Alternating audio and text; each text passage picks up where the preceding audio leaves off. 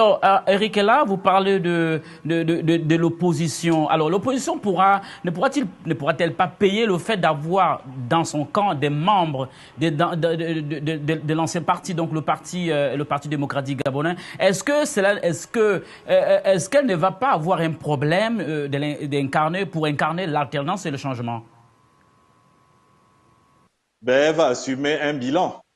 C'est ça, parce que bon, si je prends celui qui est le plus médiatisé, Alain-Claude Bilibinze a été, je dirais, pratiquement à la gestion du pays depuis 20 ans. Sous Omar Bongo, il était ministre délégué, il a été dans les arcades du pouvoir. Et sous Ali Bongo, il était un des membres influents, dont le communicateur principal et le plus en vue. Donc ça veut dire qu'il a un bilan.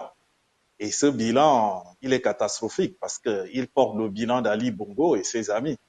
Donc ce sera à lui de démontrer que ça fait partie du passé et qu'il a des épaules pour aller dans la rupture et réformer complètement le Gabon.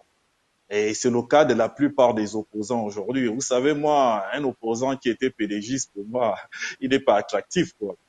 Tout simplement parce que pour moi, quelqu'un qui peut secouer la transition, c'est quelqu'un qui n'a pas de bilan.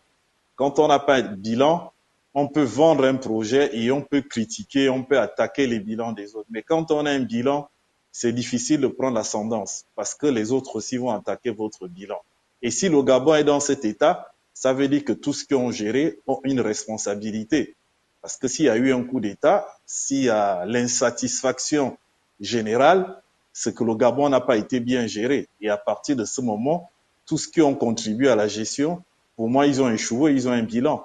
On a besoin d'un homme neuf qui n'a pas de bilan ou quelqu'un qui sait défendre son bilan avec des projets cohérents, avec une sensibilité aux besoins des Gabonais, avec beaucoup de rationalité. On n'a plus besoin des kunabélistes ou des fémans politiques ou ce genre de choses, quoi, des PDGistes recyclés ou des PDGistes. Donc, ils ont déjà échoué. Je pense qu'il faut laisser la place à une autre classe politique. Bon, on ne la nomme pas. Le pouvoir s'arrache. Qui doit pouvoir se créer? C'est-à-dire aujourd'hui, pour moi, des jeunes de 25 à 60 ans devraient beaucoup s'intéresser à l'affaire politique. Il faudrait une mobilisation générale. Il faudrait un candidat du peuple.